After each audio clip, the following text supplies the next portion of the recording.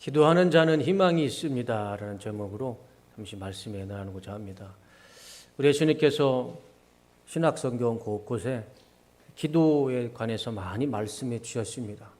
기도에 관해서 정의도 해주시고 기도에 대해서 가르쳐 주시기도 하시고, 그 중에 한 구절이 마가복음 11장 24절 말씀입니다.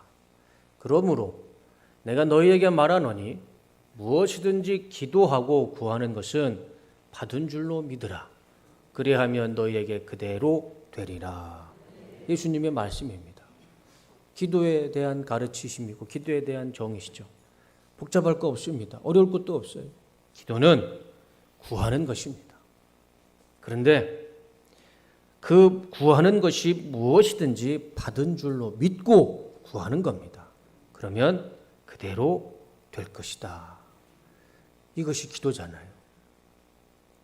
무엇이든지 믿고 구하면 받은 줄로 믿어라. 그렇기 때문에 기도하는 인생은 절망이나 실패나 좌절은 있을 수가 없습니다. 기도하는 자는 하나님 안에서 희망과 소망으로 충만한 삶을 살아갈 줄로 믿습니다.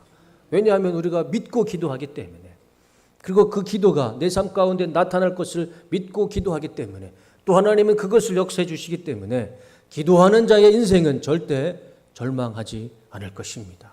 희망으로 가득 찬 인생을 살아가는 것이라 믿습니다. 그 증거를 오늘 본문에 나오는 히스기야라는 삶을 통해서 확인할 수 있습니다. 그래서 오늘 저는 이 말씀 시간에 이 본문에 나오는 히스기야를 통해서 왜 기도하는 자의 인생에 희망이 있고 소망이 있는지 그 이유를 한번 말씀을 통해서 함께 은혜를 나누고자 합니다. 본문의 내용은 이렇습니다. 잠깐 히스기야에 대해서 말씀을 드리면 다 아시는 것처럼 히스기야는 남유다의 왕이었습니다. 일국의 왕이었죠. 어느 날 이 히스기야가 통치하는 남유다에 아수르라는 나라가 쳐들어옵니다. 사네립이라는 왕이 군사를 일으켜서 남유다를 쳐들어옵니다. 그런데 이 아수르와 남유다의 이 전쟁은 누가 봐도, 군사를 모르고 전략을 모르고 지략을 모르는 사람 누가 봐도 아수르가 더 우위에 있다는 것을 알 수가 있습니다. 왜냐하면 지도만 봐도 알 수 있어요. 제가 한번 지도를 보여드릴 텐데 누가 이길지 한번 여러분 상상해 보시기 바랍니다. 아수르는 초기에는 저 파란색이었고 후기에는 이집트까지 넓혀서 제국이 되죠. 근데 유다는 어디에 있습니까? 하도 안 보여서 제가 화살표로 그려놨어요. 저기 끝에, 맨 끝에 조그맣게 점이 찍혀 있죠. 저게 유다입니다. 우리가 전투를 모르고 지략을 모르고 손자병법을 모른다 할지라도 아수르와 남유다와 싸우면 누가 이길까요? 아수르가 이기죠. 저 지도만 봐도 알 수 있습니다. 저 전쟁은 남유다가 이길 수 없는 전쟁이었습니다. 내려주세요. 다윗과 골리앗의 싸움보다 더 이길 수 있는 가능성이 없는 게 이 남유다와 아수르와의 전쟁이었습니다. 이 사네립이라는 이 왕이 자신의 땅덩어리만 믿고 되게 교만했어요. 그래서 히스기야에게 편지를 하나 보냅니다. 그 편지에다가는 너네들이 믿는 하나님은 너희들 도와줄 수 없으니 나한테 항복을 해라. 목숨만은 살려주겠다. 하나님을 무시하고 히스기야를 무시하고 남유다를 무시합니다. 그래서 그 편지를 받고 이 히스기야가 대신들을 불러다 놓고 작전을 짜는 겁니다. 그래서 이렇게 해서 아수르를 싸우자. 그게 정상이잖아요. 일국의 왕이라면. 그런데 히스기야는 그렇게 하지 않습니다. 열왕기하 19장 1절 말씀을 보시면 열왕기하 19장 1절 히스기야 왕도 이 말을 듣고 울분을 참지 못하여 자기의 옷을 찢고 베옷을 두르고 주님의 성전으로 들어갔다.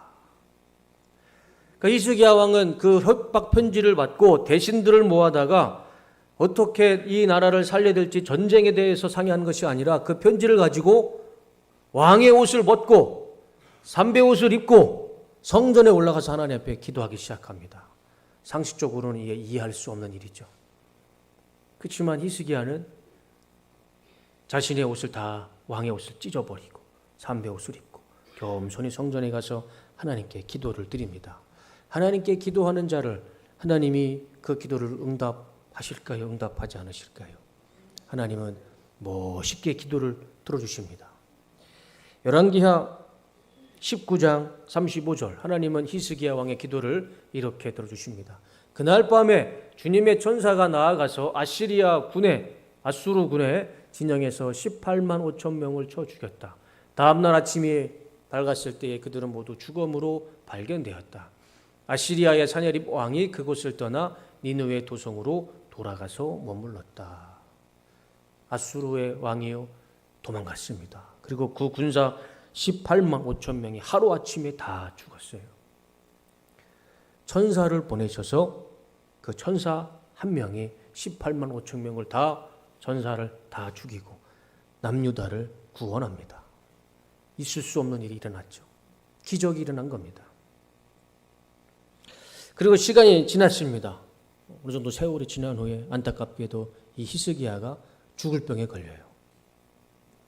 죽을 병에 걸려서 침상에 누워 있습니다. 그럴 때 하나님이 선지자 이사야에게 말씀하시죠. 너는 히스기야한테 가서 내 말을 전해라. 네 병은 회복될 수가 없다. 죽음을 준비해라. 그 하나님의 말씀을 듣고 이사야는 히스기야 왕한테 가서 그대로 전합니다. 왕이시여, 당신이 걸린 병은 회복될 수 없는 병이니 죽음을 준비하십시오. 그러고 나서 이사야는 집으로 돌아갑니다.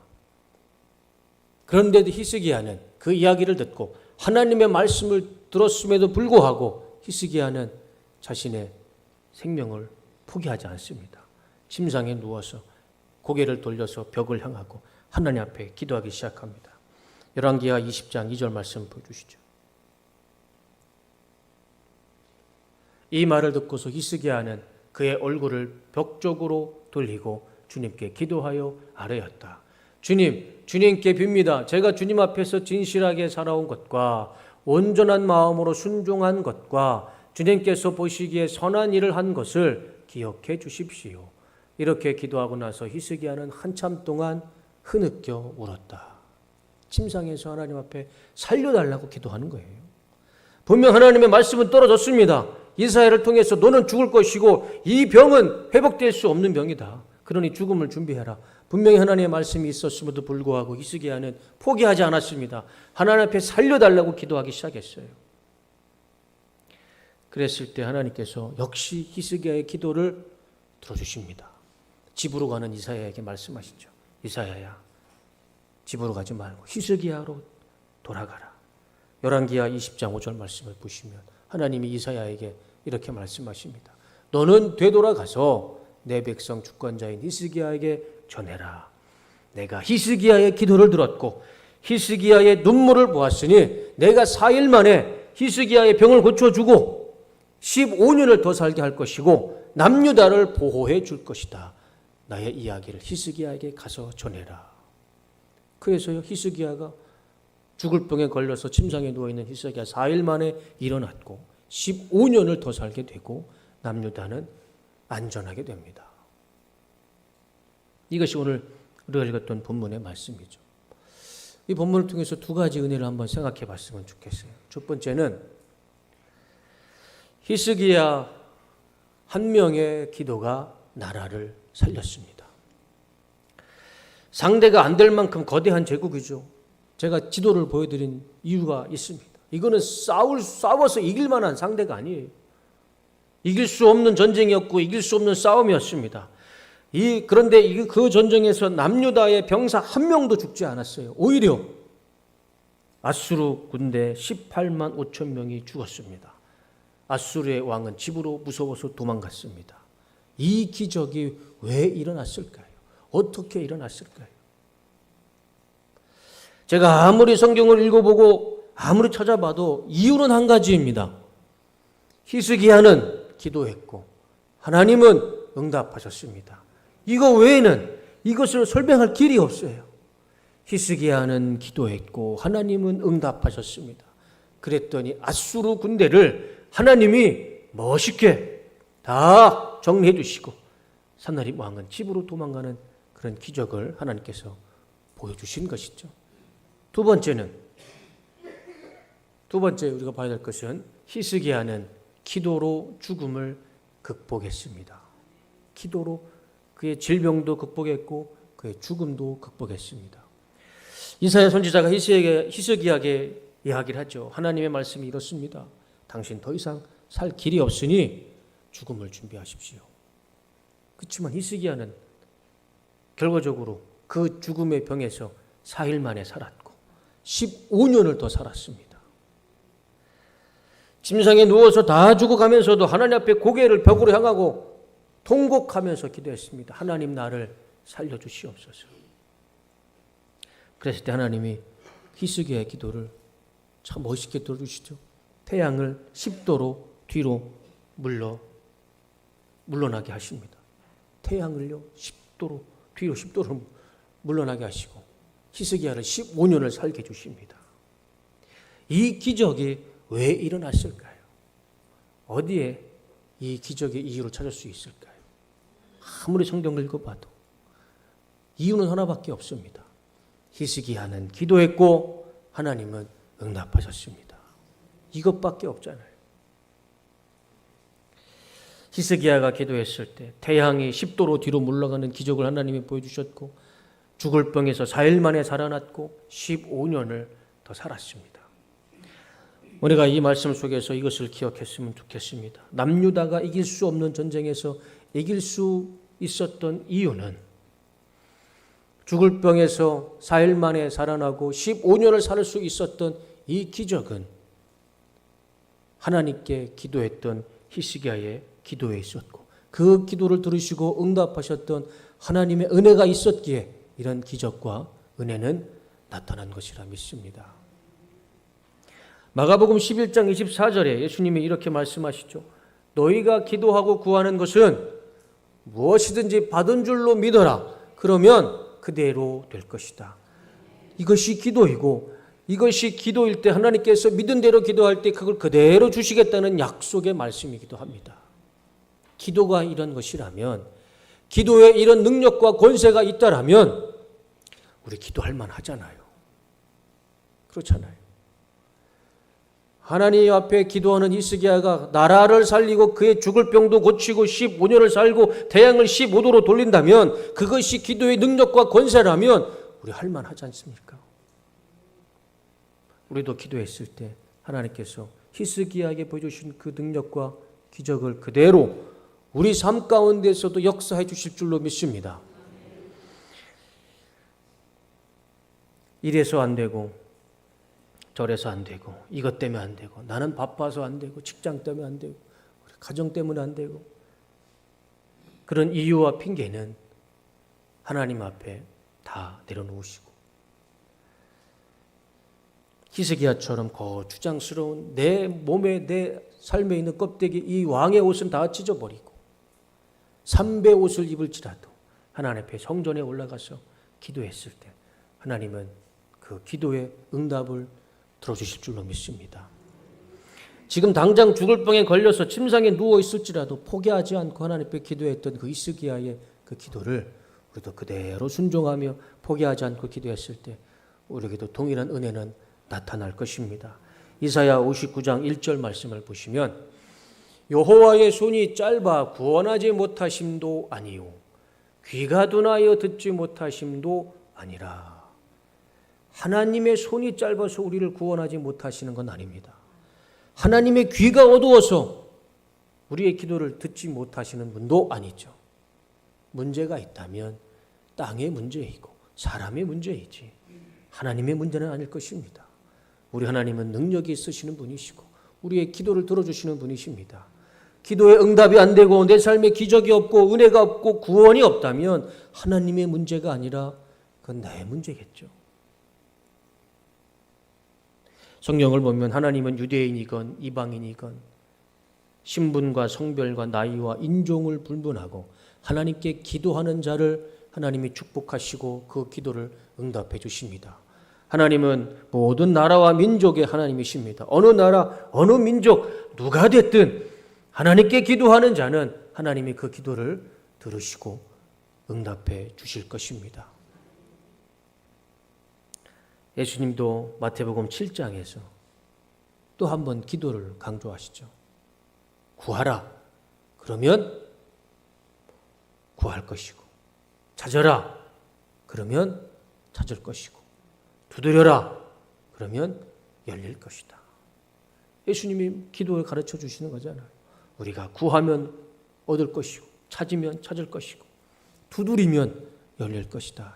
예수님의 분명하신 약속의 말씀이고 확신의 말씀입니다. 우리는 이 말씀 붙잡고 이 말씀 믿고 기도했을 때 우리 인생 가운데 막혀있는 모든 것들이 열려지는 은혜가 있으시기를 주님의 이름으로 축복합니다. 저도 기도하는 사람의 그 기도 가운데 하나님의 놀라운 기적을 경험하는 한 분을 제가 만나게 됐어요. 그분을 한번 소개해 드리려고 그럽니다. 나중에 지금 보여드리면 안 되는데.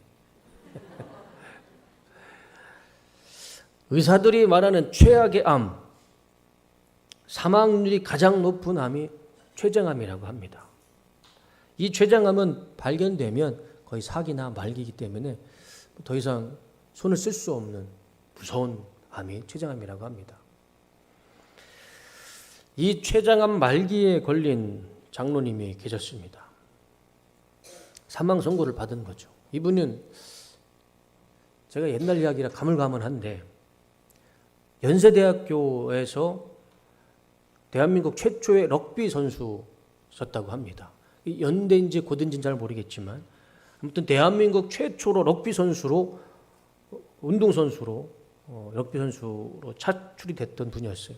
키도 크고 등치도 크시고 기구를 장대하신 분이셨어요. 그래서 졸업과 동시에 그 당시 최고의 기업이었던 대우에 입사하셔서 중견 간부까지 올라가셨습니다. 그러니 뭐 건강하고 키도 크고 돈도 잘 벌고 권력도 있으니 얼마나 그 삶이 행복하고 편했겠습니까? 이렇게 표현하셔서 죄송하지만 자기가 하고 싶은 거 다 하면서 자기의 정력대로 살다가 그 병에 걸린 거예요. 췌장암. 서울 삼성병원 안병원에서 의사도 포기하고 가족들도 포기한 상태에서 이 장로님은 그래도 자신의 삶은 포기하지 않았습니다. 침상에 누워서 하나님 앞에 기도했어요. 히스기야와 똑같은 상황이죠. 침상에 누워서 하나님 앞에 기도했습니다. 하나님, 나를 살려주십시오. 내가 죽을 때까지, 죽긴 죽더라도 내가 죽을 때까지 하나님 앞에 기도하고 죽겠다. 그런 심정으로 침상에 누워서 하나님 앞에 기도를 하는 겁니다. 이미 뭐 의사와 가족들도 포기한 상황에 장로님만 침상에서 누워서 기도하는데요. 어느 날 잠깐 눈을 떴는데 침상에 누워서 눈을 떴는데 누군가 자기 머리맡에서 자신을 지그시 바라보는 형상을 봅니다. 그리고 나서 장로님 마음속에 깨달음이 와요. 예수님이 오셨구나. 우리 예수님이 오셨구나. 예수님이 오시면 어떻게 됩니까? 끝난 거죠. 끝났죠 뭐. 췌장암 할아버지라도 끝난 거죠. 예수님이 장로님의 얼굴을 지그시 바라보시고 예수님이 오셨구나. 그런 마음이 드는 동시에 확신이 들더랍니다. 나는 살았구나.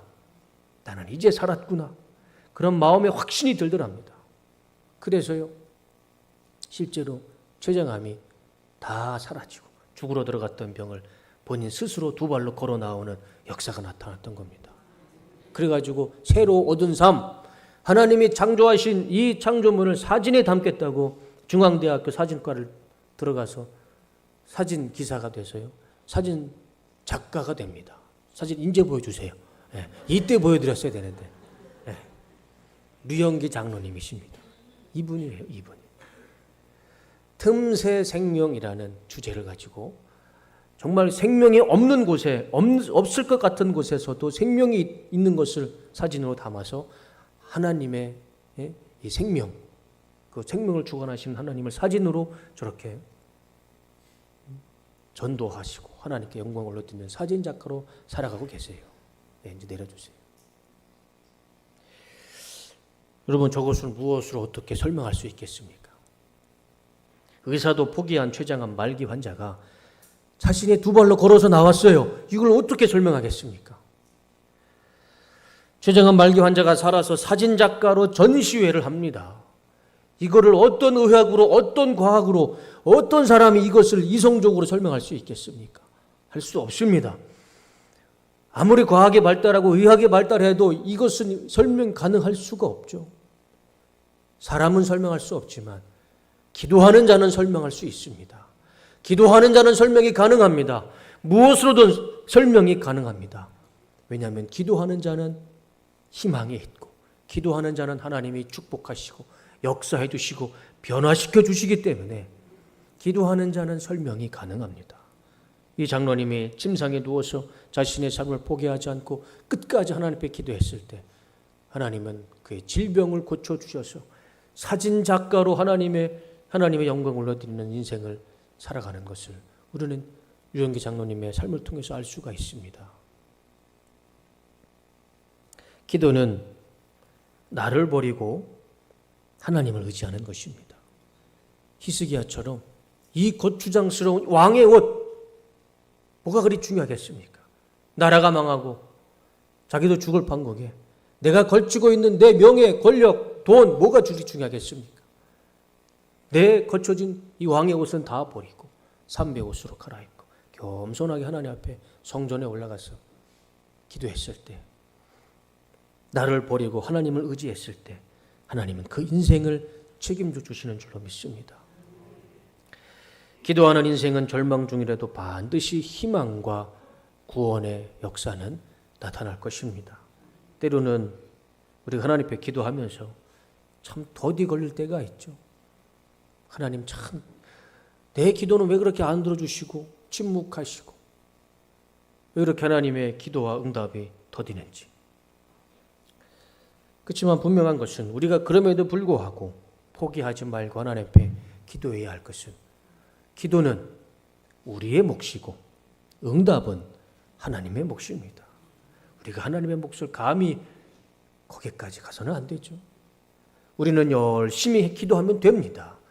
예수님이 가르쳐 주신 말씀처럼 구하면 받은 줄로 믿고 기도하면 받을 것이라는 이 약속의 말씀, 확신의 말씀, 이 하나님의 말씀 붙잡고 기도하는 것은 우리의 몫이고, 하나님의 때와 하나님의 기한에 역사하시고 그 인생을 변화시키고 축복하시는 것은 하나님의 역할이고 하나님의 권세이죠.